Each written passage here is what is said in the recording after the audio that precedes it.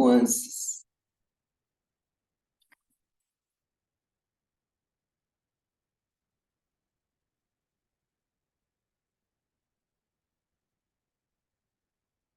Boa noite.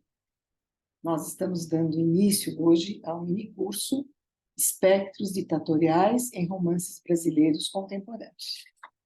Eu sou a professora Maria Rosa e vou fazer uma breve apresentação da proposta do curso e do nosso convidado de hoje, que é o professor Helder Rocha. Então, esse curso proposto pelo Helder, ele vai tratar de discutir brevemente as possibilidades de leitura crítica dos aspectos estéticos e políticos de parte da produção romanesca contemporânea, romances que trazem espectros, seres fantasmais, a gente poderia dizer, da ditadura civil e militar pós-64, sobretudo em narrativas ficcionais publicadas após a Comissão Nacional da Verdade. Então, na aula de hoje, que é a primeira, né, o Helder vai se deter mais numa introdução mais teórica e crítica sobre essa temática. E no próximo encontro, que será no dia 1º de novembro, então ele vai se dedicar a uma análise crítica de 3 romances que ele selecionou. Gostaria de fazer só uma breve apresentação do professor Helder. Ele é professor de língua portuguesa na Universidade Federal do Oeste da Bahia, é doutor em letras na área de concentração de estudos literários pela Universidade Federal do Paraná. Ele atualmente desenvolve pesquisa de pós-doutoramento na PUC, na Pontifícia Universidade Católica, no programa de Literatura e Crítica Literária, e, além disso, ele participa de grupos de pesquisa. Um deles é Estudos sobre Ficção e História no Brasil, e o outro é, aqui mesmo no programa, O Narrador e as Fronteiras do Relato, do qual eu sou líder, né? Além disso, o Helder é um homem muito múltiplo, né? Ele também tem poemas e tem contos publicados em revistas e livros. Então, Helder, a palavra aí. Boa noite, professora Maria Rosa. Muito obrigado pelas palavras, pela introdução. Queria agradecer também o programa de literatura, crítica literária da PUC, São Paulo, né? Aqui representado também pela a Nádia, né? Que está nos mediando, né? Tecnologicamente aqui também. Agradeço muito a disponibilidade, a generosidade, o contato de vocês todos até aqui. Agradeço a participação de colegas, né, colegas do grupo, né, Priscila está aí, né, colega, um grande amigo, professor da UniOeste, Stanis, fez doutorado comigo lá na UFPR, e que também faz parte do grupo de pesquisa Estudos sobre Ficção Histórica no Brasil, que é daí um pouco, né, que surge todo esse interesse, na verdade, né, essas discussões todas em torno da produção romanesca contemporânea, né? Há alguns anos atrás já a gente vem, eu falo a gente porque é um coletivo muito grande, né? Esse grupo mencionado pela professora Maria Rosa, lá da UFPR, coordenado pela professora Marilene Weinhardt, né? Foi minha orientadora de doutorado, e que a gente vem tocando, né? Na verdade, discussões, leituras constantes desses novos romances, né, que vêm tratando sobre a temática da memória da ditadura. E agora, eu ingressei esse ano, né, no programa de literatura e crítica literária, propondo um estudo, na verdade,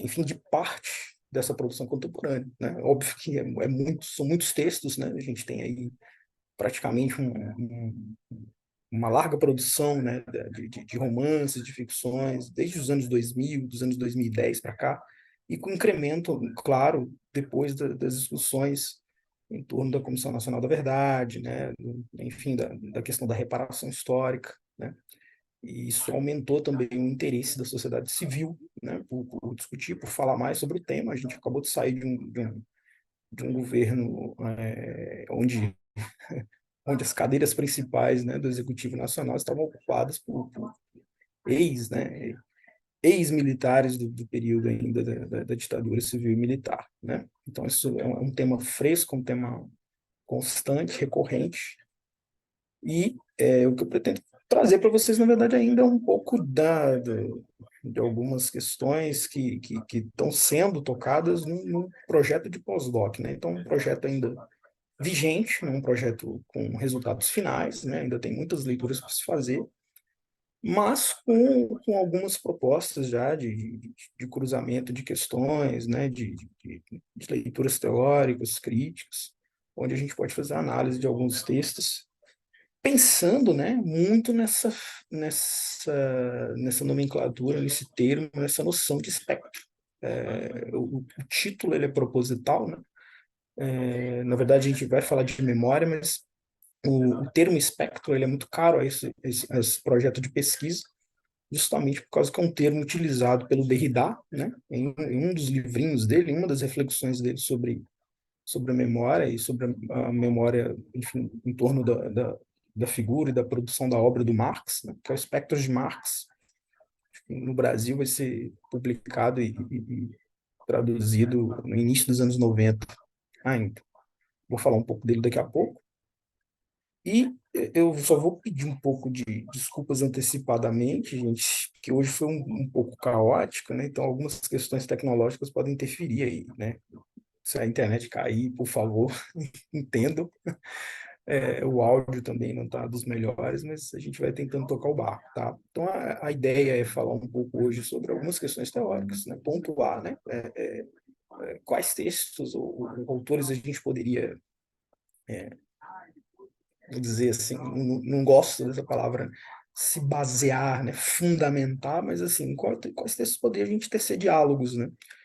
Autores, né, filósofos, sociólogos, pessoas interessadas em questões, por exemplo, da memória, da história, da reparação histórica, poderiam trazer, né, questões de diálogo para a estética, né, para ir pensando a relação entre estética e política, que eu acho que é o foco também, e um dos motivos também que eu estou inserido no grupo de pesquisa agora da a professora Maria Rosa é a coordenadora, né, vem coordenando os trabalhos, que são estudos em torno da figura da narrativa, né, do narrador, né, ou seja, quais são as fronteiras da narrativa literária, da narrativa ficcional, que é um pouco o que interessa aqui, é um pouco a análise vai se deter um pouco mais por aí, né? Mas eu acho que eu estou falando demais, eu vou tentar projetar para vocês uns slides que eu preparei aqui. Se eu fizer besteira, você me ajuda, Nádia? Deixa eu ver se eu consigo aqui. Tá. Então, espera um pouquinho, Helder, para eu te colocar como co-host, Isso. para você conseguir projetar. Só um instante.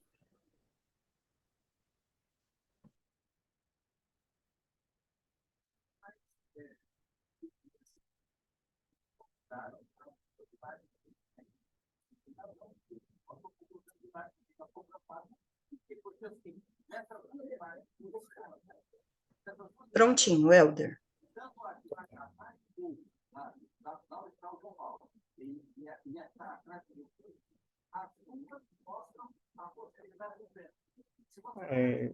Vocês conseguem visualizar? Tranquilo? Tá. Dessa vez eu tentei vir preparado, porque eu sabia que parte da exibição do Zoom ele corta, né, um pedaço, então eu projetei os slides todos para a esquerda, a maior parte do tempo, para ver se não vai ter problema, mas se tivesse, vocês acharem que está na frente alguma coisa aí, algum texto, né, algum pedaço faltando, vocês me falem, por favor. Bom, trouxe as 3 capas dos livros que eu vou falar um pouco mais nessa edição, né? Na verdade, o projeto inicial, ele propõe a leitura de 5 romances, né? Cada um publicado durante esses anos pós-Comissão Nacional da Verdade, né? Ou seja, 2015, 2016, 2017, 2018, 2019. Ainda tem mais 2, mas esses outros 2 eu vou falar num outro momento, que eu acho que ia ficar muito grande também para a gente falar de uma forma muito concentrada, né? Eu também vim aqui falar 2 páginas só, 3, ou rapidamente ficar só dando spoiler também não ia ajudar muito, né? Então, na verdade, esses 3 romances que a gente vai falar, do Palavras Cruzadas, da Guiomar de Gramont, O Cabo de Guerra, de Ivone Benedetti, e A Mais Longa Duração da Juventude, do Ariano Mota, né? São 3 romances publicados muito recentemente e que trazem, né, digamos, essa noção, essa problemática do espectro, né, do espectro sobre a memória da ditadura. A gente vai falar muito aqui sobre a memória, né, da ditadura, como ela é trabalhada na narrativa, na ficção, e não sobre a ditadura especificamente. Alguns momentos a gente vai tocar em algumas referências ou outras, né, referências históricas, referências culturais do período, mas o foco recai sobre como, né, essas ficções trabalham, né, como essas ficções problematizam, né, essa permanência desses espectros até na contemporaneidade, que nós também, leitores, congregamos, né, afinal de contas, para começar, deixa eu começar falando, por exemplo, a Maria Rosa já fez o resumo, então é isso, né? Basicamente, hoje a gente vai falar sobre esses 2 pontos, aspectos teóricos e metodológicos, né? E um pouco do estado atual da fortuna crítica, né? Ou seja, quem são os pesquisadores, as fontes que vêm trabalhando, né? São muitos, né? Aqui mesmo a gente tem que fazer menção a um grupo de pesquisa, né? Importante, bastante atuante, eu venho acompanhando aos poucos, né, dentro do programa aqui, sobre estudos da ditadura, né, e na ficção, mas são muitos estudiosos, né, são muitas pessoas, são muitas vozes, e é claro que a gente faz um recorte, né, tenta trabalhar com aquilo que se aproxima mais naquele momento do que a gente pretende. E no segundo encontro da gente, na quarta-feira, eu vou falar sobre os romances e as possibilidades de leitura que a gente pode ter, né? Como que a gente pode ler esses romances, digamos assim, pensando, né, em torno dessa noção de espectro, no sentido da ressignificação, né, da ressignificação realmente do passado, né? Esse digamos assim, um pouco do elenco, né, que eu venho trabalhando já há um tempinho, sempre relacionando essas questões entre ficção, memória, história e política, né? Eu acho que esses termos, essas noções, elas não se separam muito quando a gente fala sobre memória no romance, memória no filme, né? Quando a gente fala o entrelaçamento entre ficção e memória, né? Acho que não dá para falar também. Tem, é o meu? Não, né? Microfone aberto. Não. Ah, tá. É porque eu tô num hotel também, faz bastante barulho aqui, né? Então, se vocês ouvirem passos, pessoas falando, é assim mesmo. Então, basicamente é esse, gente.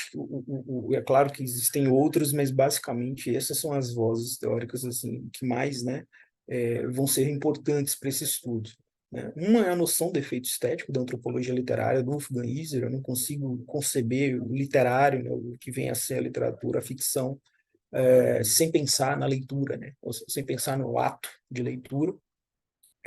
A leitura também, né? Ainda a leitura, ou a espectadoria, né? Emancipada, do Rancière, que é baseado num texto que recentemente, inclusive, a gente tem debatido no grupo de pesquisa, né? Os estudos sobre o Rancière. A ideia de espectro, né? E da responsabilidade, né, comunitária. Eu vou falar muito sobre isso, né, ao longo das leituras dos romances, né, de como, por exemplo, a noção do comum aparece nesses romances, né, dessas relações que o narrador, os personagens protagonistas mantêm, né, com as pessoas, muitas vezes referências de vidas reais, né, de pessoas existentes no cenário, né, do acontecimento histórico da ditadura, mas também nós, né? Nós enquanto leitores do ano de 2023, de como que a gente se relaciona com essas memórias e com essa leitura ficcional, né?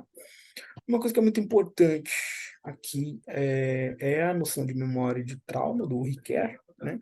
Inclusive, vai aparecer, né, como uma referência importante nos próprios romances, né? O romance da Guiomar de Gramont, por exemplo, traz um capítulo só mencionando, né, a teoria do Ricoeur, por exemplo, E, por fim, os jogos mnemônicos da lei da Asman, que para mim é o, assim, é o que até agora, né, apareceu como uma proposta, não vou dizer perfeita, mas uma proposta muito perspicaz de como juntar, né, ou de como congregar a leitura ficcional com a leitura da memória, né, ou seja, dos planos discursivos, dos planos ficcionais, ao mesmo tempo com os planos mnemônicos, né? Estou falando de plano, estou falando ela vai falar desses planos perspectivísticos, né? Em algum momento eu vou explicar isso melhor. Tá? Eu queria comentar mesmo, vai ser um pouco de leitura aqui, teórica, né? Comentar alguns trechos, algumas falas. Eu começo pelo Weiser, né? Eu acho que quando a gente fala ainda de ficção, quando a gente fala de literatura, e a gente corre um grande perigo quando a gente fala entre as relações entre ficção e memória, ficção e realidade, né? De cair num pressuposto do binômio, né? E da gente não sair disso, né? É muito risco. Quem lida com pesquisa em literatura, em ficção, de modo geral, em arte, né? Cai sempre nesse terreno escorregadio, né? De como conceber essas duas instâncias, se positivas, né? Ou também cair no outro risco de igualá-las, né? De colocá-las num pé de igualdade, como se não houvesse, em alguma medida, algumas fronteiras, né? Alguns limiares também. E até hoje me parece um bom ponto de partida, né? Pensar nesse trabalho do Weiser, né? No Fictício Imaginário, que é um livro, uma obra posterior à obra maior dele, né? Que é o Ato da Leitura, conhecido, eu acho que mais pela gente que estuda literatura, né? Muitos colocam ele como um teórico da estética da recepção, mas na verdade ele está interessado muito mais no efeito estético, né? Tudo mais na questão do jogo, da leitura, no ato da leitura. E para mim é muito importante o que ele vai dizer como transgressão de limites, né? Como a leitura ficcional ela pode possibilitar, em alguma medida, caminhar, né? Caminhar por instâncias, tanto ficcionais, imaginárias e da própria realidade, por que não? E o quanto isso modifica o próprio sujeito, né, que está lendo, né? Nesse trechinho, por exemplo, eu acho que isso, de uma certa forma, nos encaminha para isso. O ato de fingir como a irrealização do real e a realização do imaginário cria simultaneamente um pressuposto central que permite distinguir até que ponto as transgressões de limite que provoca representam a condição para a reformulação do mundo formulado. 2. Possibilitam a compreensão de um mundo reformulado. 3. Permitem que tal acontecimento seja experimentado. E aqui eu quero realmente que a gente pense nisso como uma oficina, até certo ponto, né? Uma oficina de leitura, quando a gente estiver lendo trechos dos textos ficcionais, pensar até que ponto o que a gente está lendo ali, né, ele deixa, né, de ser completamente uma ficção e passa a habitar, atravessar o nosso próprio mundo, a nossa própria memória coletiva, por exemplo. Né? São textos que falam de coisas que nos habitam, que nos atravessam de alguma maneira, em alguma medida, mesmo que a gente não vivencie digamos assim, o ato, né, histórico, mas nós temos relações com pessoas, né, com parentes. Aliás, é o mote desses romances, vem sido trabalhando isso, né? Ou seja, a herança, né? A herança da memória em parentes de desaparecidos políticos, de pessoas que viveram no exílio, né? E nós, em alguma medida, convivemos com isso ainda. Como eu comecei falando agora há pouco, a gente convive ainda com pessoas que viveram aquilo, né? A gente vê falando, a gente conversa, a gente lê as coisas, então a gente, de uma certa forma, a gente também coabita o mesmo mundo, né? Ao mesmo tempo fictício e real, né? Quando o Weiser vai dizer isso, o Weiser está falando de uma ação, né? Ele está falando de um ato, né? De algo que está acontecendo naquele momento que a gente está lendo esses textos. Então não é não é um mero reconhecimento, né? histórico, né, de uma questão histórica, como ainda, durante muito tempo, acho que o Stannis vai entender muito o que eu estou falando, muito tempo, às vezes as pessoas targetam esses textos como romance histórico, né, ainda pensando muito ainda num gênero muito clássico, em que em alguns textos, né, traziam acontecimentos históricos, pessoas históricas muitas vezes nomeavam lugares, datas, e não tinham o interesse, por exemplo, de mobilizar ou de ressignificar, por exemplo, os arquivos, né? Estou falando isso tanto da perspectiva de quem escreve, né, do escritor, quanto de quem recebe, que somos nós, somos os leitores disso.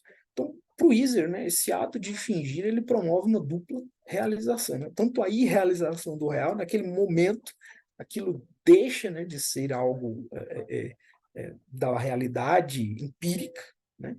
E passa a ser também a realização do imaginário, do contato que a gente tem com isso, né? Parece que eu estou falando aqui ainda é muito abstrato, mas depois, quando eu chegar um pouco nos diagramas que eu preparei dos romances, vocês vão tentar entender um pouco a minha pira, né? O que eu estou falando aqui é um pouco isso. Não é o que a gente analisa desses romances, é o que a gente produz junto com eles. Eu acho que se a ficção ela tem algum objetivo, ela tem algum interesse, é isso, né? Produzir outros mundos, né? Outras paisagens, outras visões, e quem sabe novos mundos com outros olhares sobre o mesmo passado, né? Que é o caso das questões que a gente está lidando aqui da memória ditatorial. Ele também traz esse trechinho aqui: o relacionamento converte a função designativa em função figurativa. Se no uso figurativo da língua o seu caráter denotativo é paralisado, não desaparece, entretanto, a referência. Isso é muito importante. A referência permanece, mesmo que ela não seja empírica, né? Por quê? Porque é a condição do literário, né? O Derrida vai dizer isso também no outro textinho, né? Numa entrevista, né? Que ele vai dar depois, durante muito tempo, foi traduzido, né, pela UFMG. Ele vai dizer, né, a condição do literário é essa, né? Ainda é as referências da existência. A literatura ela não está também para ignorá-las, né? Para aboli-las, né? Para exterminá-las, né? Porque esse sim seria digamos, esse seria o terreno da fake news, por exemplo, né? Que é exatamente bolita completamente a referência, o real, né? Ou seja, e colocar alguma coisa ou outra por cima. Eu não acho que é aí, né? Eu acho que é muito caminhar por fronteiras, que do mesmo tempo que é escorregadio, também é potente, né? Mas a referência de uso figurativo, nascido do relacionamento, não é mais resgatável a partir do sistema de referências existentes, porque modificou, né? Porque se tornou uma outra coisa, né? Ele já não é mais o Fleury, né? Empírico, né? O delegado Fleury, por exemplo, né? Do DOPS, por exemplo. Ele não é exatamente aquele que aparece no romance. Ele é um outro que tem uma outra relação naquele momento, mas a referência permanece, né? Ela tem uma origem ainda. E é aí que a gente entende um pouco mais como que a gente pode transitar melhor nesse terreno entre a ficção e a realidade, a ficção e a memória, a ficção e a história, sem cair, talvez, nessa problemática da oposição, né? Digamos, um seria do campo positivo, um do negativo, um que seria do real, outro do falso, sabe? A gente corre muito esse risco. E mesmo que a gente mude os termos, muitas vezes, a gente sempre pode correr o risco de cair novamente nesse binômio. Não é a proposta do Weiser, por exemplo, né? Assim como também não é a proposta do Rancière, né? E esse sim talvez seja até mais contundente na questão política, né? De como a ficção ela também habita, atravessa e modifica esses mundos, né? Por quê? Porque tem gente lidando com isso, né? Tem gente, enquanto não fizerem ficção para as IAs, né, para as inteligências artificiais, somos nós que estamos lendo e dando vida àquelas páginas. E nós temos mundos, né? A gente carrega referências também. Então, naquele momento, a gente tem uma possibilidade de optar, de fazer coisas diferentes a partir daquele momento, daquele contato, né? Eu vou me fiar aqui ao livrinho do Rancière, que eu já falei, já comentei, né? O Espectador Emancipado. No Brasil, acho que foi publicado em 2012, mas que também vem de uma série de conferências, de diálogos, de discussões que o Rancière vinha, né, já traçando em torno da figura do espectador, né? Ou seja, quem é o espectador, né? Quem é aquele que assiste, né? Ele começa fazendo uma reflexão sobre o teatro, traz lá desde o teatro, né, grego, passa pela Revolução Moderna, dos românticos, né, e vai desembocar um pouco na contemporaneidade, fazendo uma reflexão desse estatuto, né, desse que acompanha a obra de arte, né, desse que atua junto com a obra de arte, né. E aí são dois trechinhos que são muito claros aqui, claros, óbvio, né, para quem já fez essa discussão. Para quem ainda não adentrou um pouco na obra do Rancière, talvez fique um pouco estranho aqui, mas eu garanto que vale a pena depois voltar aos textos né, tentar entender um pouco melhor a proposta que ele traz. O espectador também age tal como o aluno ou o intelectual. Ele observa, seleciona, compara, interpreta. Relaciona o que vê com muitas outras coisas que viu em outras cenas, em outros tipos de lugares. Compõe seu próprio poema com os elementos do poema que tem diante de si. Participa da performance, refazendo à sua maneira, furtando-se, por exemplo, a energia vital que esta supostamente deve transmitir para transformá-la em pura imagem e associar essa pura imagem a uma história que leu, ou sonhou, viveu ou inventou. Assim são ao mesmo tempo espectadores distantes, intérpretes ativos do espetáculo que lhes é proposto. Percebo que é muito importante, né, o termo da ação do Rancière, né? O espectador não é aquele que recebe passivamente alguma coisa pronta, né, uma obra, o cara, a pessoa que vai assistir no cinema um filme, ou uma peça de teatro, ou mesmo ler um romance, e simplesmente ele vai receber aquilo, né? Ele age, ele atua, né? Ele também faz a sua maneira, né, da sua maneira de traduzir o mundo. Ele também compõe um mundo, ele compõe um enredo próprio, né? Isso não quer dizer, digamos, a anarquia completa, né? Que cada um vai fazer tudo da maneira como bem entender. Não, porque exatamente se a gente voltar no Wieser, é por isso que o Wieser é muito importante a gente ter a referência, né? A referência condicionando a gente, porque a referência é aquilo que vai, né, necessariamente condicionar esse salto, essa transgressão, né? Então a gente não pode tudo. No contato com a obra, a gente gera uma terceira coisa, né? A gente gera exatamente um conhecimento novo, um saber diferente, né? E é importante falar isso porque o Rancière também está pensando na questão pedagógica também, né? Na questão da educação. É alguém que está pensando politicamente, né? Ou seja, como a arte, como a estética, ela atua politicamente na vida do mundo, como ela reorganiza os lugares, né?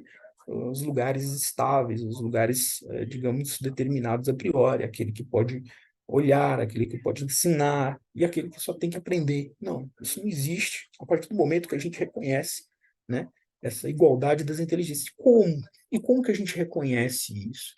Muitas vezes, quem dá aula de literatura é muito comum, né? Você dá um texto considerado difícil, hermético para o aluno fica, eu não entendi nada, tipo Guimarães Rosa, né? Quantos alunos falam para a gente, não entendi nada.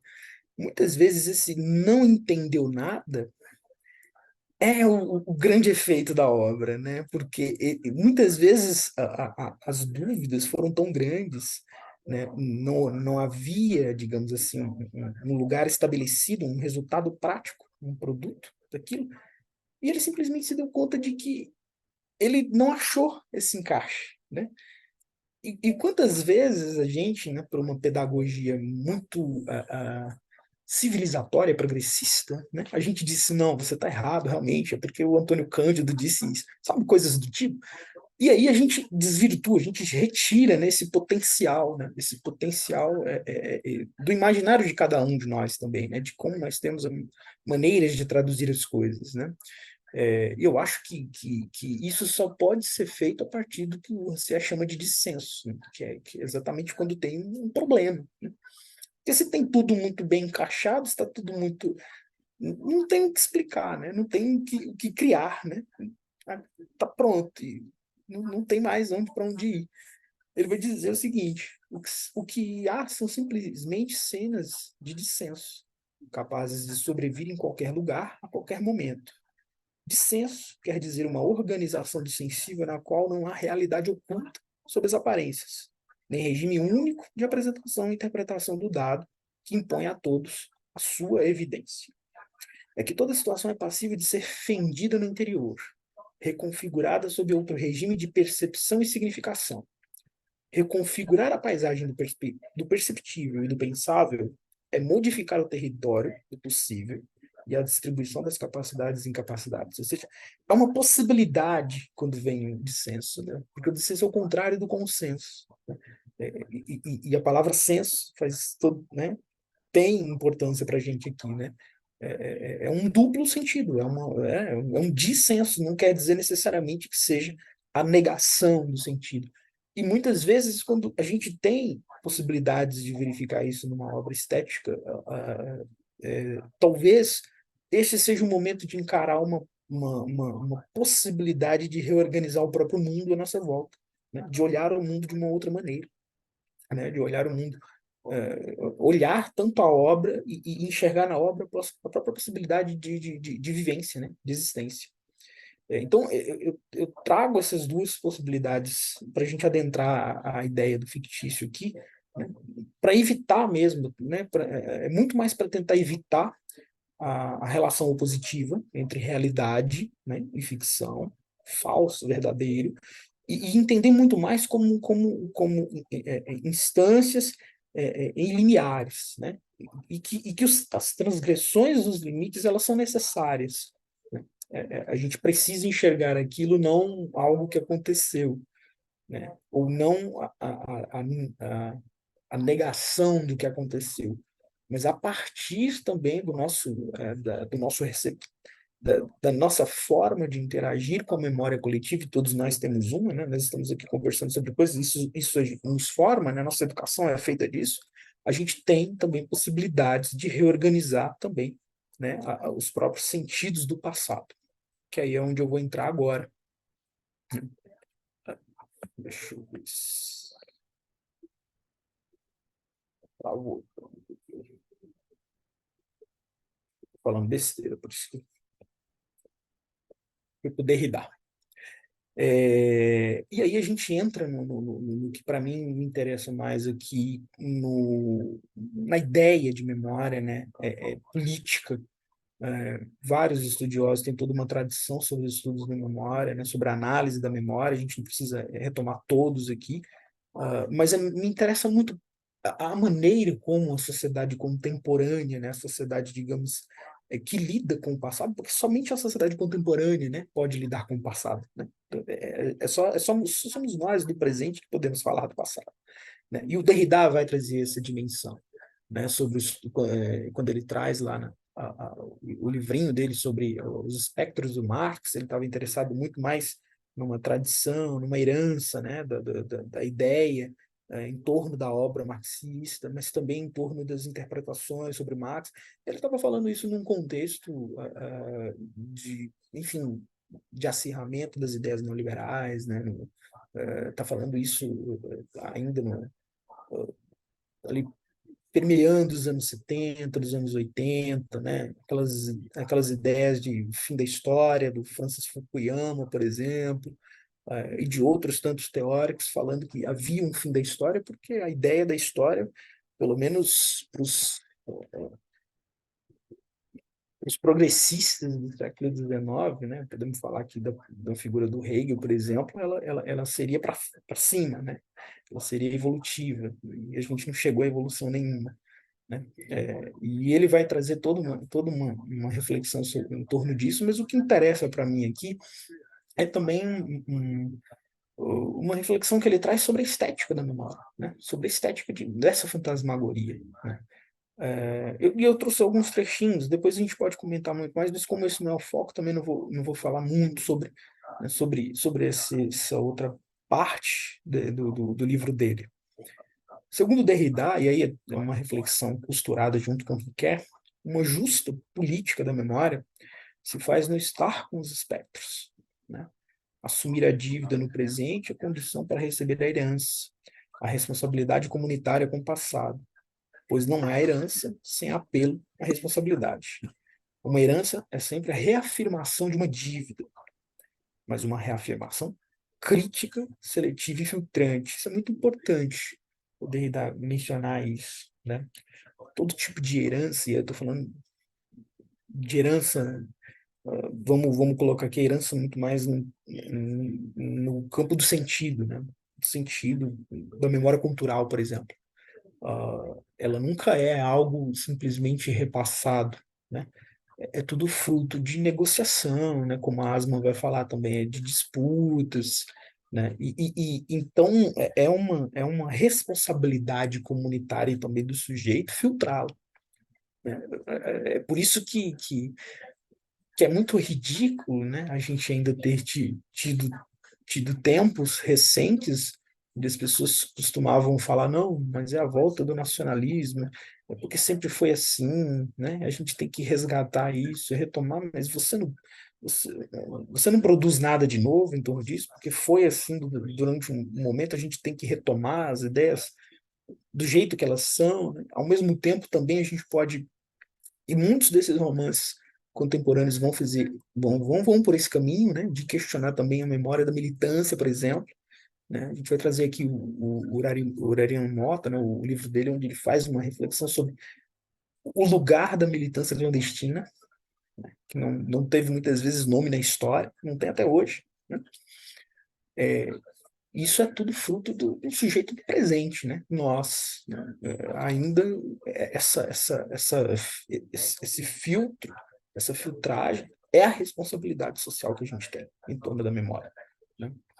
Nesse sentido, a ficção que dialoga com o passado ditatorial é sintoma, né? Porque ela demonstra essa herança e resistência ao mesmo tempo, né? Pois confia a permanência dos fantasmas, mas combate, enquanto arte ativa ou escritura do artivismo, a gente pode pensar dessa forma, os apagamentos forçados do passado e, como adverte por Ricoeur, os abusos da memória e do esquecimento, que é algo que o Ricoeur vai falar muito, né? Sobre como uma sociedade conserva a memória coletiva, né? Como ela negocia, ela também modifica, né, a memória coletiva a partir da memória individual, né? E como o esquecimento tem uma parcela de importância muito grande nesse meio.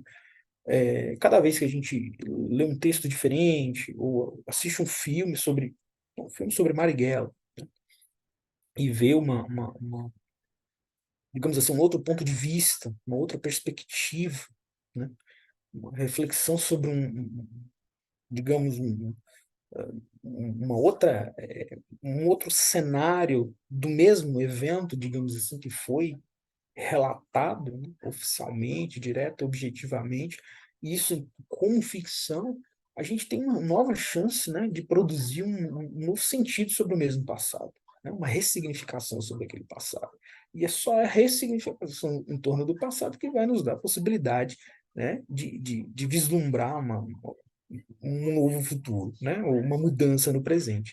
Então, é tentar fazer esse duplo movimento, né, porque a ideia do espectro é essa, né? O espectro ele permanece, né? Ele é uma imagem, né? Ele é uma imagem.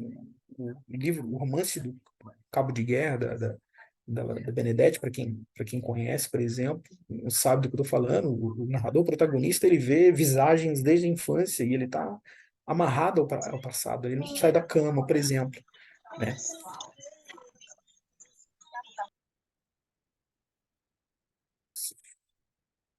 Tomara que não seja. Pronto, acho que fechou. Preciso falar do fantasma, até mesmo ao fantasma, e com ele, uma vez que nenhuma ética, nenhuma política revolucionária ou não parece possível, pensável e justa, sem reconhecer em seu princípio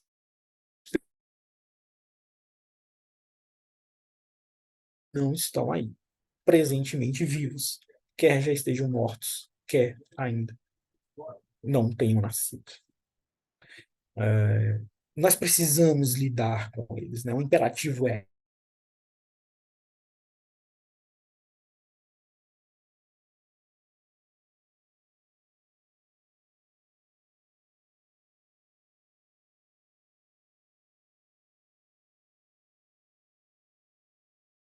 fazer no campo da analíticas, por exemplo, é só enfrentando o próprio passado que a gente pode, um dia, quem sabe, superá-lo.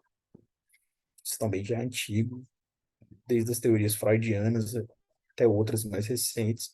Os traumas, eles não são curados se eles forem ignorados, né? Se eles forem jogados, isolados.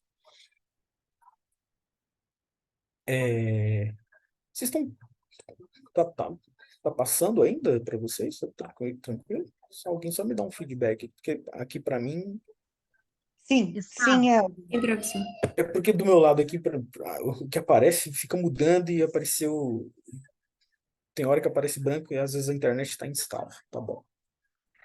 Os Gente, slides, os oi. slides estão certos. Deu só uma travadinha na voz, assim, É a mas foi pouca estabilidade. coisa.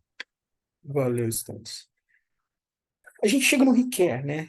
Vocês verem que eu estou recortando muito, né? Eu não estou entrando, né, efetivamente, longamente nessas teorias, até para a gente avançar também, né? Claro que tem outros pontos importantes desses autores todos. Tem uma coisa do requer que me surgiu, e aí é por isso que eu falei agora recente, né? Que é importante a gente pensar, quando a gente lida com teoria e crítica literária, como um diálogo, né, com a literatura, com a ficção, e não como uma submissa à outra. Há um detalhe da obra, daquele, daquele, daquele texto, daquele livro grande do Ricoeur, né, História, Memória e Esquecimento, que alguns de vocês devem conhecer. É um livro grande,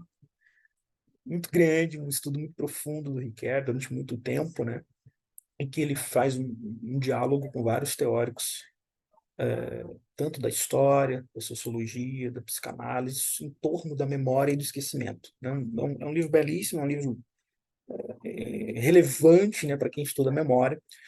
E durante muito tempo eu passei batido sobre algumas partes dele, né, não me chamaram tanto a atenção. Mas relendo alguns desses romances, né, na análise, eles sabe quando a ficção de novo te joga no livro, na teoria, né, e faz você retomar pontos antes que não eram tão, né, que não tinham chamado tanta atenção. E eu comecei a fazer uma análise sobre a ideia do comum, né, a ideia da comunidade, no romance do Ariano Nota, que eu vou falar quarta-feira. E aquilo, para mim, me chamava bastante atenção, né, de como, por exemplo, a ficção, a estética poderia propor um diálogo com uma ideia do comum a partir da relação que nós temos, nós leitores temos com a narrativa. E aí eu voltei, né? Eu segui algumas pistas e tinha outros textos indicando para esse caminho aqui do Ricoeur, que eu acho muito interessante, que é, digamos, a relação intermediária entre a memória individual e a memória coletiva, que durante muito tempo também foi tratada também como um binômio, né? Memória individual muitas vezes era o oposto de coletiva, né? Como se uma tivesse muito no campo um, muito mais no campo de uma hipótese, né, personalista, né, do que seria o passado, e uma outra muito baseada em questões materiais, né, símbolos, né, enfim, das comunidades imaginadas, por exemplo, né, e que essas duas instâncias não conversavam entre si. E eu retomei isso e encontrei um caminho que eu acho que é um caminho muito válido. E tava aquela coisa que estava debaixo do nariz, assim, né? Aquela coisa que durante muito tempo foi deixada de lado, que é a própria narrativa, né? O Ricoeur tem um outro livro dele, né? Chamado, esse sim, um grande trabalho, né? Sobre a teoria da narrativa, né? Aquele em 3 tomos, por exemplo, e que ele vai falar, ele vai fazer um desdobramento da mímese, né, em 3, né, a tríplice mimese, e ele vai dizer que a relação mimética ela não se dá entre o escritor e a realidade, que se dá na instância triádica, né, entre essa realidade que o escritor está mediando a obra e nós, que somos os leitores dela, que também modificamos em alguma medida, né, essa realidade mimetizada. Essa é a relação da tríplice mimese. E nesse meio caminho, tem um texto, tem a narrativa, tem a ficção, né? Ou seja, e isso é o que congrega, isso é o que relaciona uma com a outra.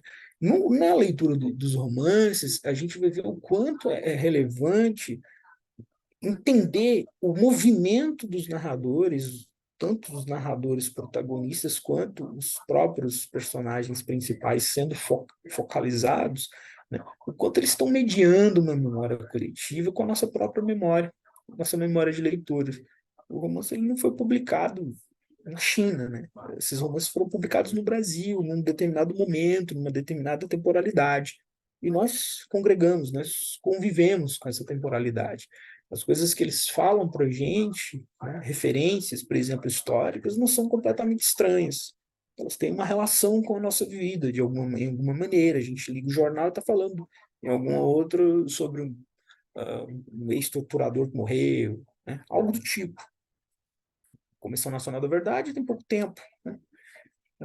Então, essas coisas não são distantes da gente, né? Elas estão também coabitando em alguma medida o nosso campo da memória coletiva. O que media uma coisa em a outra? O texto, né? A própria narrativa. E o Ricoeur vai dizer isso, né? Não existe entre os dois polos da memória individual e da memória coletiva um plano intermediário de referência no qual se operam concretamente as trocas, né, entre a memória viva das pessoas individuais e a memória pública das comunidades às quais pertencemos é uma pergunta, né? Esse plano é da relação com os próximos, a quem temos o direito de atribuir uma memória de um tipo distinto. Os próximos, essas pessoas que contam para nós e para as quais contamos, estão situadas numa faixa de variação das distâncias na relação entre si e os outros. Isso vai ser muito importante quando a gente for verificar, por exemplo, o desdobramento subjetivo dos narradores, né? Quando ele está olhando para si próprio no passado, né? Alguns quando estão lendo textos que parece que estão lendo textos para gente que está fora mesmo, né? Parece que tem um endereçamento, assim. Os próximos, essas pessoas que contam para nós e para as quais contamos, estão situadas numa faixa de variação das distâncias na relação entre o si e os outros. Variação de distância, mas também variação nas modalidades ativas e passivas dos jogos de distanciamento e de aproximação que fazem da proximidade uma relação dinâmica constantemente em movimento. Tornar-se próximo, sentir-se próximo, né? Assim, a proximidade seria a réplica da amizade, dessa filha celebrada pelos antigos, a meio caminho entre o indivíduo solitário e o cidadão definido pela sua contribuição, a politeia, a vida e a ação da polis. Do mesmo modo, os próximos estão a meio caminho entre o si e o ser, esse apassivador, né, para o qual derivam as relações de contemporaneidade descritas por Alfred Schultz. Ele estava lendo nesse momento fragmento, as teorias do Alfred Schultz, né? Os próximos são outros próximos, outrens privilegiados. Isso é muito interessante para a gente entender onde que se conjuga essa noção do comum na ficção contemporânea, né? Que não é numa comunidade unificada, né? Digamos assim, homogênea, né? Essas relações muitas vezes se dão exatamente pelos conflitos, né? Que nós congregamos, pelas dissidências, né? Pelas lutas coletivas, mas ao mesmo tempo também plurais, né? Isso aparece muito no romance do Ariano Mota, por exemplo, né? E como isso também faz com que a gente constitua uma relação com o passado, com esses outros do passado, com essas outras pessoas que viveram, que a gente ouve falar, né, alguns momentos ou outros que viveram, que foram desaparecidas, que morreram, que sumiram. A gente tem alguma relação com elas em alguma medida, né? O que a ficção está fazendo para isso? O que a ficção está constituindo, está, né, problematizando isso? E aí a gente entra na asma, né? A lei da asma, que para mim eu acho que é uma leitura muito válida, né? Para quem se preocupa com estudos da memória recente, né? Eu acho que ela traz a questão da memória cultural de uma maneira muito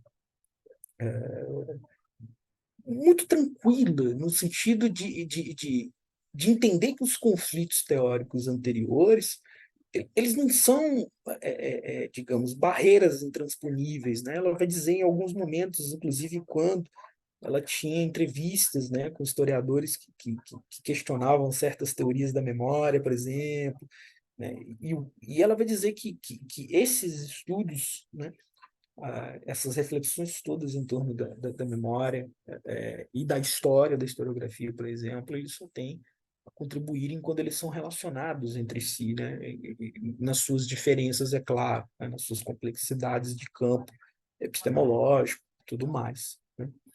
Eu trouxe dois fragmentos aqui, acho que são relevantes para o passo seguinte desse curso. Enquanto os processos de recordação ocorrem espontaneamente no indivíduo e seguem regras gerais dos mecanismos psíquicos, no nível coletivo e institucional, esses processos são guiados por uma política específica de recordação e esquecimento. Já que não há auto-organização da memória cultural, ela depende de mídias, de políticas. E o salto entre a memória individual e viva para a memória cultural e artificial é certamente problemático, pois traz consigo o risco da deformação, da redução e da instrumentalização da recordação, que é o que a gente vê durante muitas vezes acontecer, né? No cenário oficial, por exemplo, né? Tais restrições e enrijecimentos só podem ser tratados e acompanhados de crítica, reflexão e discussão aberta. Perceba que é muito parecido, né, com o Derrida, né? De novo, do diálogo em torno da ideia de espectro, né, filtrar a herança. Nós precisamos filtrar a herança, né? Que eu acho que é o que esses escritores vêm tentando fazer, né? De uma maneira estética, né? É filtrar a herança, é tentar entender o hoje, qual é o peso desses resquícios, né? Desses resíduos, né? Na constituição social das nossas existências atualmente, né? Se ele tem um imperativo ético, essa produção romanesca, estética, seria essa. Não é trazer uma nova memória, não é, né, somente inventar um novo passado, ou então somente questionar. Eu acho que ele está trazendo muitas vezes a problematização do ato, né, do ato de reflexão mnemônica de nós que estamos aqui, né. Talvez seja também uma fala muito progressista da minha parte, mas eu acho que se a gente não entender também a ficção dessa maneira, qual o caminho que a gente vai tomar? Entretenimento? Né? Eu acho que esses textos estão além disso.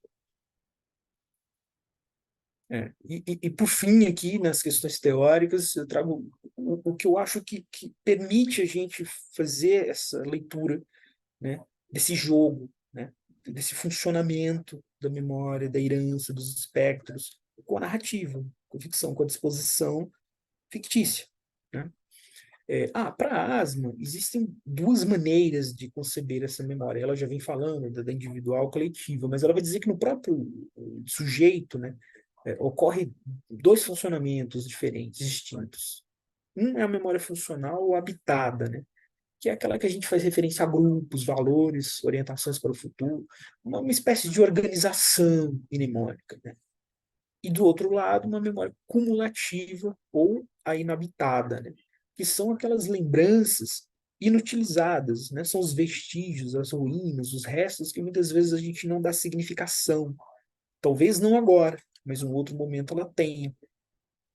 Como é que ela ocorre? E aí, para mim, é a cereja do bolo nesse momento, né? Que eu acho que se aproxima, que ela estava falando isso para quem, né, evidentemente se interessava por ficção, né? O modelo de dois planos, proscene e pano de fundo, contorna o problema da oposição binária. Ele deixa de ser dualista e torna-se perspectivístico. Olha o diálogo com o Iser. Nessa relação referencial entre proscene e pano de fundo, está contida a possibilidade de que a memória consciente possa transformar-se, de que se possam dissolver e compor as configurações, de que elementos atuais se tornem desimportantes, elementos latentes venham à tona e estabeleçam novas relações, né? Quando esse jogo mnemônico ocorre no nível narrativo, né, no nível fictício, e a gente ativa, a gente aciona também a possibilidade de virem à tona os vestígios, os resíduos, e eles também ganharem uma significação que antes não tinham. Existe uma maneira, uma única maneira de visualizar isso? Não. É claro que eu acredito muito na leitura ativa de quem vai ver esses textos e de quem vai enxergar ali coisas também, às vezes, muito particulares, que tocam em questões muito importantes para si. Mas é como o Ricoeur estava dizendo, né? Existe uma mediação entre essa memória individual e coletiva, e até que ponto também a gente permite, né, ocupar essas posições subjetivas dentro da ficção e que elas nos ocupem para que a gente se transforme junto com elas.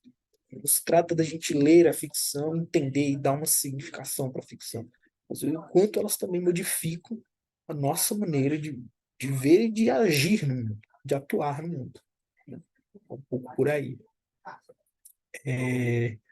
Bom, rapidamente aqui falando, assim, de quem estuda, né, efetivamente, isso eu acho que tem todo um histórico importante, né, nos estudos da literatura brasileira que a gente não pode deixar de mencionar, né? É claro que aqui eu só trouxe alguns e tem muito mais aí, mas me parece que esse caminho é bem relevante para aquilo que eu estou também propondo como leitura, né? A Regina Del Castanho já tem um trabalho muito importante, professora do UNB, né, muito relevante sobre os romances publicados no período, né, da ditadura mesmo. O Jaime Ginsburg, professor da USP também, inclusive sobre narrativa e trauma, né, muito importante mesmo. Mas esses dois eu não vou tocar tanto agora, né, até por conta do caráter do trabalho deles de pesquisa ainda não, pelo menos não, que eu não venho acompanhando, não vem se detendo muito na produção mais recente, né? A produção agora pós Comissão Nacional da Verdade. E já esses outros autores, sim, né, eles têm se dedicado com mais ênfase, né, a pensar essas relações nesses textos mais frescos agora, né, que é o professor Márcio Seligman Silva, a Eurídice Figueiredo, e o Roberto Vecchi. Como eu disse, existem outros, mas eu acho que esses trazem coisas bem relevantes, né? Alguns recortes que vão me interessar aqui, por exemplo. Essa questão mesmo da Comissão Nacional da Verdade tem um momento desse artigo de 2014 do Seligman, que ele vai dizer o seguinte: houve um incremento, né, da discussão ditatorial na esfera pública a partir da Comissão Nacional, pois durante muito tempo houve um recalque do assunto, relegando ao foro privado e parental. Era como se quiséssemos ignorar tal passado, ainda que seus espectros habitassem o nosso cotidiano. Era como se durante muito tempo isso fosse uma questão muito pessoal, muito particular, muito familiar, né? E aí a gente pode lembrar de outros textos, né, de romances muito muito preocupados com pessoas da própria família, digamos assim, né? Bernardo Kucinski é um bom exemplo disso, né? Marcelo Rubens Paiva, né? Digamos assim, essa gestação, né, de uma memória familiar vai ganhando a seara da esfera pública de acordo com o incremento dos debates na sociedade civil, né? Ou seja, tá, tudo bem, antes já havia, né, aqui e ali, mas eu acho que a Comissão Nacional da Verdade, por conta de ser uma Comissão Nacional da Verdade instituída oficialmente, né, digamos assim, a nível oficial, né, no executivo, ela ganha uma dimensão, né, um holofote, e pessoas comuns, digamos assim, né, que não são envolvidas diretamente, ou que não são pesquisadores, ou que não são políticos, né, começam a falar também sobre o assunto, começam a ouvir, a ler sobre, e isso também vai meio que povoando novamente o cenário cotidiano em torno desse tema, né? E o Roberto Vecchi vai complementar isso, né, dizendo que os fantasmas daquele tempo, como um resto ainda opaco e pouco trabalhado, reemergem toda vez que os nós ainda irresolvidos da história do Brasil contemporâneo voltam à tona e recolocam o passado em jogo. Não precisamos ir muito longe para ver o quanto isso é muito característico, né, do Brasil, né? O Silviano Santiago, quando vai produzir o Romance em Liberdade, ainda nos anos 80, quase no finalzinho da ditadura, né? Com um pano de fundo lá sobre a questão do Vladimir Herzog, por exemplo, ele vai dizer o quanto nós fomos formados de ditaduras, né? E quanto a gente volta sempre, né? Porque, enfim, os nossos traumas não foram superados, a gente não enfrentou os nossos, né, o nosso passado violento e a gente continua sempre colocando debaixo do tapete, né? É aí que eu acho que tem uma questão diferente, ou talvez eu esteja sendo muito positivo, no sentido de que eu vejo essa nova produção, esse novo contexto como algo mais provocador no sentido, embora a Comissão Nacional da Verdade terminou, né, digamos, parou lá em 2014, veio o governo Bolsonaro, mas é uma coisa que a gente está mantendo como assunto, até agora, pelo menos. A gente não diminuiu, né, o assunto. Tem falado, tem se criado mais estudos, mais pesquisas, mais leituras sobre o assunto. E eu acho que isso é bom, né? Eu acho que se a gente quer um dia ainda vislumbrar uma superação desses traumas, sobrou a geração do presente para enfrentar, né? É como o Derrida falou, é a nossa responsabilidade. A Eurídice Figueiredo tem um trabalhinho, né, um trabalhinho, né, um livro já publicado, muito bom, né, trazendo a ideia dos arquivos, aliás, a ideia da ficção, né, contemporânea como arquivo, né, sobre a ditadura. É uma leitura bem interessante, eu recomendo, né. Eu trouxe só um trechinho para ilustrar um pouco do que ela quer dizer. A literatura sobre ditadura se constrói a partir desse palimpsesto e cumpre o papel de suplemento aos arquivos, que ainda quando abertos à população para consulta, são áridos e de difícil leitura. Ao criar personagens, ao simular situações, o escritor é capaz de levar o leitor a imaginar aquilo que foi efetivamente vivido por homens e mulheres. Era como se a gente realmente pudesse ter uma nova chance, né, de entender, de olhar, de reviver, né? Mas, ao mesmo tempo, e aí eu coloquei embaixo, eu acho que também é possível que a gente vá além dessa leitura, né? Esse suplemento, né, que é claramente um uso derridiano, né, por ser um conceito do Derrida, retira o atributo secundário por parte da estética literária como um dispositivo subserviente aos arquivos. Isso é muito importante. Contudo, a sentença expressa ainda minimiza a sua potência, né? Porque vejamos bem, né? Os recursos narrativos da ficção, eles também questionam os arquivos existentes, assim como a ausência dos outros. É uma maneira também de filtrar a herança, né? Não necessariamente reviver, né?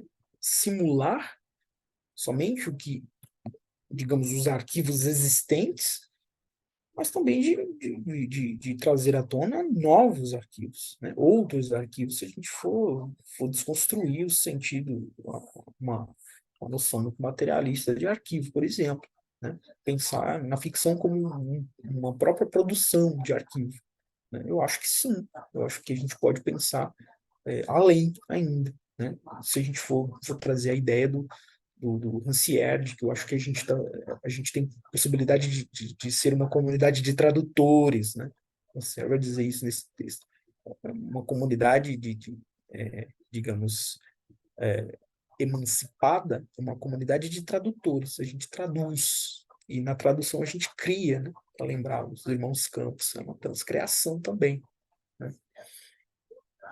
E era isso, né, que eu queria dar um panorama rapidinho de como vai ser. Eu não vou dar spoiler aqui, não agora, né? Eu acho que vamos guardar para depois. Basicamente, a gente vai fazer esse itinerário no próximo encontro, falar sobre esses 3 romances e tentar, né, dialogar com essas ideias todas, né? Entender o que a gente pode extrair, né, de leitura a partir de um foco, de um recorte em torno da construção, da disposição narrativa, porque, enfim, a gente está analisando também a estética, e não a sociologia digamos assim, do escritor, né? De como ele visualiza somente a questão histórica, mas como ele também constrói, como ele propõe, né? ficcionalmente, esteticamente, essa nova reorganização política sobre esses resíduos do passado, né? Muitos estão trabalhando com essa memória que a Aslan falou, né? Com o acumulativo, com os resíduos, com a memória que está caótica, né? Que está no caos, né? Que muitas vezes vem à tona, elas vêm com uma significação maior do que a memória habitual, ou habitada, né?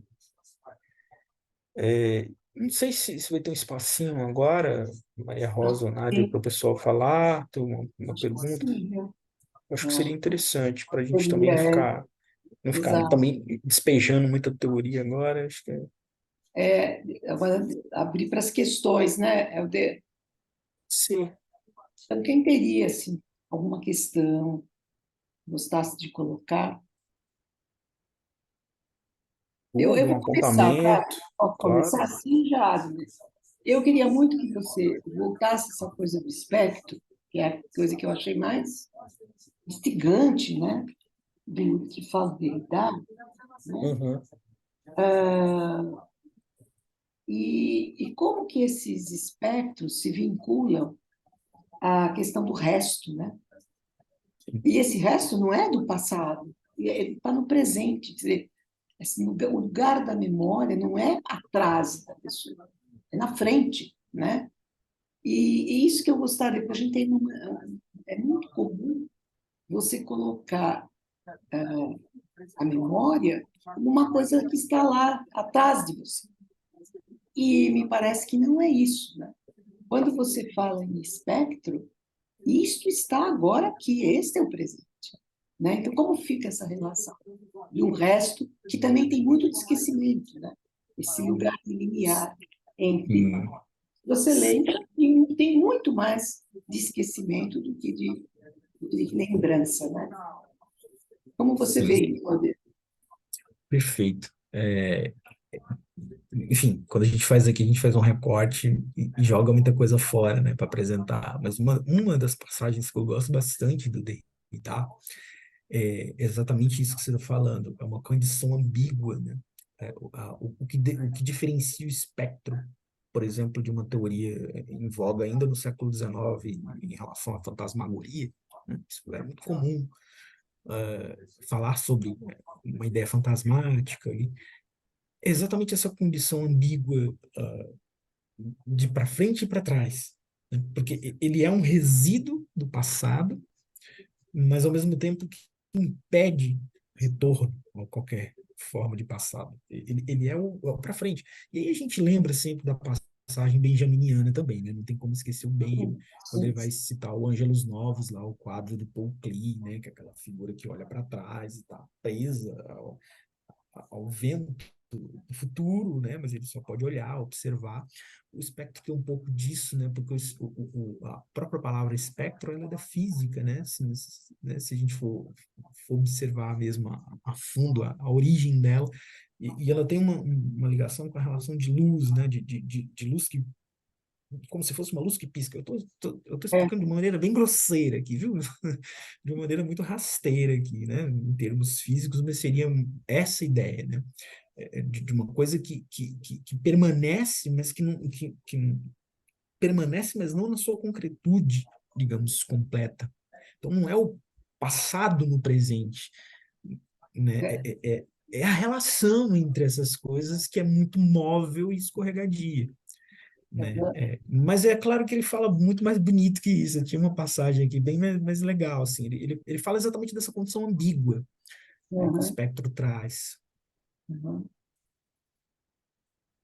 Mas, sim, eu acho que vai ficar bem legal quando falar sobre o narrador protagonista do romance da Benedetti. Então, fiz um trabalho Cabo de Guerra, onde É, o narrador está numa cama, né? E ele não pode mais fazer nada, ele não se movimenta, ele não se mobiliza, ele só pode conviver com os fantasmas dele, né? E ele tem a convivência das pessoas que estão fisicamente próximas a ele, a irmã dele e tudo, mas ele tem também a convivência com esses fantasmas do passado que atormentam o tempo inteiro. sim, Eu mas acho que seria mais ou menos isso. E que também é plástica, né? Não deixa de ser também uma relação estética, né? Dessa maneira de falar sobre a memória. É verdade. E no fim, se você pensar, tem muito mais de não presença do que de presença. Isso, é isso. Né? Certo? Ele está e não está, mas o legal é Isso, isso. Então, não é. Então, quando se essa fala, ambiguidade. então, o que permanece não é o passado, Hum, mas é esse resto, né? Essa hum, imagem fugidia que está isso, inacreditável. isso. Exatamente. Dá para falar em coexistência temporal e não que um tempo, ou o passado ou o presente, Eu se acho que sim, sobrepõe ao outro, mas que, na verdade, eles coexistem né? em toda essa reformulação? Eu acho que sim, Valéria. Eu acho que é muito mais por isso, de uma coexistência de tempos, né? Eu acho que no nosso grupo a gente falava muito disso na estante, não sei se você vai lembrar disso, mas a gente falava muito sobre essa dificuldade, muitas vezes, de lidar com da ficção, com esses tempos plurais, né? Inclusive do próprio passado. A relação com o passado não é uma relação homogênea, ela é uma relação bastante plural, né?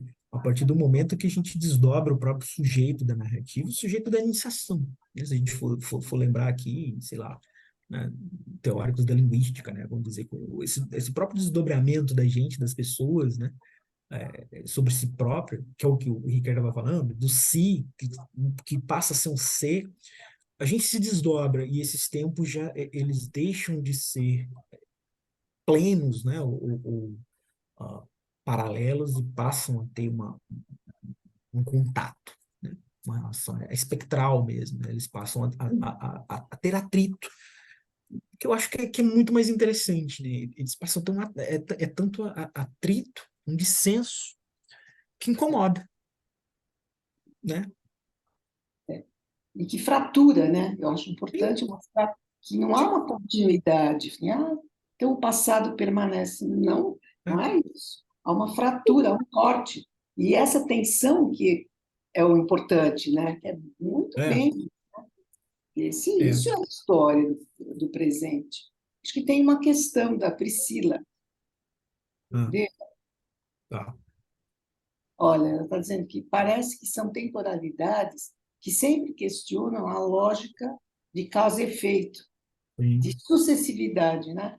Isso sim, causa uma fratura aí, né? é, é, E eu acho que para a coisa ficar um pouco mais, vamos dizer, interessante, a gente tem essa outra relação que você trouxe aí, eu, o outro, a minha é, leitura do outro, essa, vamos dizer, é esse estado cruzamento, intermediário aí isso, da memória, né, que ela não é só perfeito, minha e ela tampouco é somente coletiva. Você tem um jogo de isso, interpretação aí no meio do processo, total, obviamente está interferindo nessa construção estética, né? total. É a tese do Ricoeur, né? Do Ricoeur, quando vai dizer lá que eu estava falando da tríplice mimese, ele vai dizer que não só existem três mimeses em fases, mas elas também Sim, elas têm contato, porque são temporalidades distintas do escritor. A gente poderia falar de escritores do século XIX e a gente ter contato com essa temporalidade deles na nossa leitura. Mas a gente está falando de coisas muito recentes, onde esses contatos, esses atritos, essas visões coexistem, ao meu ver, com mais força, né? Porque são referências que a gente comunga, que a gente compartilha, né? E, e que a gente tem visões distintas sobre. Né? Sim, e é perfeito. E aí, voltando à questão mas às vezes eu acho que nos falta essa dimensão entre o eu, o outro e o coletivo. É, Eu acho que eu falta não sei se isso. falta, eu acho que passa muito por a questão do que o Derrida diz, é uma questão de responsabilidade, né? Uma questão de exercício, né? Porque o atrito, ele há, né? Ele há um atrito, ele há uma tensão, como a Maria Rosa falou. É que muitas vezes há um lugar comum de que abrir a caixa de Pandora, liberar os fantasmas, vai fazer mal, sabe? É, tipo, a relação do medo. De novo, a Ivone Benedetti é maravilhosa, eu adoro esse romance, né, do Cabo de Guerra, ele tem várias reflexões sobre isso em torno da trajetória dele, né, assim, do narrador. Ou seja, eu não quero mexer mais nessas coisas, porque não me interessa, né? Eu não sou de lado nenhum, sabe? Sabe essa coisa do alheio, o alheio convicto, né? Hum.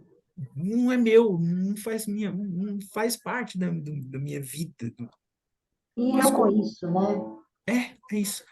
Então, um pouco do exercício, né, do quanto por isso que eu acho que essas ficções, elas têm uma teimosia, né, no bom sentido, elas têm um imperativo ético de remexer, né, de convidar a fazer reflexões em torno de nós mesmos, no fim das contas também, né? Tá? Você viu, Helder, tem alguém que se colocou, é o Stannis, que isso que a Val colocou agora, essas temporalidades em atrito, remetem também a uma concepção de regime Robin, não sei, não conheço, mas que você É, sabe, né? Que vê o ah, presente como um polirritmo. Olha que legal. ele, ele mesmo pode falar disso, ele é o expert nisso. O professor Ah, Stannis, esse que é ele trouxe teu tudo. colega? A Regine Robin é uma pesquisadora também interessada nas relações entre discurso e memória, né? Ele poderia até falar para a gente, e eu acho que faz todo sentido, né? Uhum. Esse polirritmo que você falou, Polirritmo, né? Sim, heterogêneo. porque, né, se a gente for parar para pensar aqui nessas múltiplas temporalidades, a gente ainda tem um exercício da própria memória física, né, também. Assim, e nós não exercitamos a memória das mesmas formas, das mesmas maneiras. Nem nós com nós, nem nós com os outros, né? E eu acho que isso tudo atua, né? Tudo influencia, né? Mas se você quiser Certo. falar, Estante, por favor, você é o estudioso da mulher. Paz, Ai, Helder. Não, nossa. ah, não, só comentando, daí eu aproveito e já emendo uma pergunta para o Helder. Não, a Regine Robin, ela é uma linguista que vai por essa linha histórica, ela puxa muito do Benjamin, do Gilberman, ela dialoga muito com o Ricoeur, também fala sobre Shoah, sobre trauma, sobre as relações, né, entre os tempos. Mas, pegando alguma coisa nessa linha também, para o Helder comentar um pouco, nesses procedimentos dos narradores, acredito que você vai falar mais no próximo encontro, CDT, porque daí haverá os textos para não ficar É. uma discussão tão abstrata, mas talvez até para já antecipar, ele se encontraria provavelmente entre esses procedimentos, mesmo composicionais, esse gesto de, pensando na questão desse arquivo, esse gesto de montagem, de Uhum. colecionar esses rastros, e mais especificamente um pouco na linha daquilo que você trabalha na sua tese, de essa noção de autor, narrador, curador, o que Eu acho que você sim, cara. pode antecipar sobre essa questão Eu dessa acho que coleta, essa sim. imagem do trapeiro benjaminiano, né? Tem a É. do espectro, mas tem também a do A gente, juntar, claro, né? perfeito. É. Além de um grande amigo, é um grande interlocutor, vocês perceberam, a gente já conversa sobre essas coisas há muito tempo. Sim, eu acho que a figura do curador, ela está cada vez mais presente, né? Isso nem sou eu que falo, né? Tem algumas pesquisadoras que já dizem isso no Brasil, né? Da figura desse narrador muito mais colecionador de arquivos, né? E que o processo, na verdade, eficaz da ficção seria não apresentar, mas desmontar e remontar, né? Os cacos, né? Do passado, né? Da memória cultural. Eu acho que isso aparece muito no primeiro romance que a gente vai comentar, que é o da Guiomar de Gramont, Palavras Cruzadas. Porque o próprio exercício, né, da narrativa dele propõe uma personagem interessada numa memória familiar que vai procurar relatos, e ela vai ler e coletar testemunhas, e ela acaba compondo um romance para a gente, né? Que é o, enfim, é a narrativa que nos aparece, que é um pouco a condição que nos é imposta, né? Mas eu acho que nos sobra isso também, né? Da gente também, eu acho que tem a ver com essa condição, né, que estava falando agora um pouco mnemônica do sujeito, né, responsável, digamos assim, com o passado, né? Da gente coletar e também remontar, né? O nosso panorama histórico. Quem somos nós? Viemos de onde, né? Quem sou eu com o outro? Eu não tenho, voltando à questão que a Valéria provocou, eu não tenho nada a ver com os povos originários, eu não tenho nada a ver com racismo, tipo, coisas do tipo, né, que coabitam o nosso horizonte, né, de comunhão existencial e que tem tudo a ver com memória, né, da maneira como a gente também constrói a gente coleta e como a gente remonta, né, as nossas narrativas, né. E sim, eu acho que tem muito da figura do curador, muito no sentido também de questionar, né, isso o professor Seligman fala muito sobre isso, né, do anarquivo, né, muito de questionar uma intenção arquivística originária, né, como se fosse uma espécie de controle do arquivo mnemônico social, né? Então, o anarquivo seria exatamente a dispersão dele, né? Um pouco da desmontagem também para a gente ter uma outra possibilidade, né? De remontar uma narrativa e não simplesmente de ficar, sei lá, repisando ou ah, confirmando o que já está aí. Que é o que eu dei um exemplo ah, pouco tempo, logo no início aqui, né? Pessoas comuns que dizem que são conservadores e pronto. Ok, tudo bem, mas o que é o conservadorismo? O que você está conservando? O que você, né? Você não modifica nada, você não produz nada, né, em torno disso. Não sei. Eu acredito que essas instâncias todas elas se atravessam, né? A proposta da pesquisa, quando eu entreguei, assim, ela já foi gestada durante um bom tempo, né? Eu agradeço muito a professora Maria Rosa, que acolheu, mas é um pouco louca mesmo. Assim, eu quero propor um pouco óbvio, sabe? Assim, que é falar que a literatura atravessa a vida, cara, e que tudo está relacionado, né? A gente não falar que esses textos só ficam falando sobre o passado, né? Eles estão falando sobre o nosso presente, né? Sobre as coisas que a gente deve fazer, quem sabe. Exatamente. E um passado construído, né? Inventado por cada romance, por cada um de nós, né? Então, nunca é literal, nunca poderá ser mesmo. Você já tem uma ruptura no tempo, né? Uma cisão, não dá. Essa questão do arquivo que ele levantou, a Priscila estudou muito, né, num livro do Patrício Prom, não sei se vocês conhecem, que é O Espírito dos Meus Pais, né, que estão chegando. E é legal ela dizer isso, que esse passado, né, passado, ele está sempre passando no presente. Ele não deixa nunca de passar, passando destroços, restos, que é esse anarquivo, né? E ela até analisa o livro como um quebra-cabeça mesmo. Acho que foi um arquivo. Puzzle, né? Isso, Uma montagem, né? Nossa, Mais alguém que falou alguma é coisa? isso. Alguma questão mais? Não? Também acho que já está na 8h30 já, né? Acho que já está na... Vamos encerrando, então. Começa a ficar cansado, né? Teoria à noite. Mas Tá então, bom. tá, Helder. A gente dá continuidade. Vou sair aqui. Isso. Então, Helder, você queria assim, dizer mais alguma coisa antes da gente encerrar? Hoje, né? Não, eu queria agradecer, né, esse momento, falar que tem muita coisa que a gente apresenta aqui na hora que enfim, né, que não dá para explicitar tanto, né, como o Stantes falou, às vezes é muito no abstrato, né, sobretudo porque está chegando agora, às vezes está iniciando um estudo, de repente, né, Mas eu vou tentar ser um pouco mais didático, inclusive, no próximo encontro, porque me desculpa, eu vou trazer spoilers para vocês, né? Quem não lê os romances não tem como falar, né? Vai ser meio que isso. Mas é É, isso, gente. Tamo junto. Obrigado aí pela tá presença. ótimo, Maria. Obrigada, viu? Obrigada para todo mundo que esteve aqui presente e convidamos todos vocês para estarem conosco no dia 1º, onde o Helder vai agora focalizar os 3 romances que ele escolheu à luz desses conceitos que ele colocou hoje. Tudo bem? Então, obrigada, boa noite, até lá.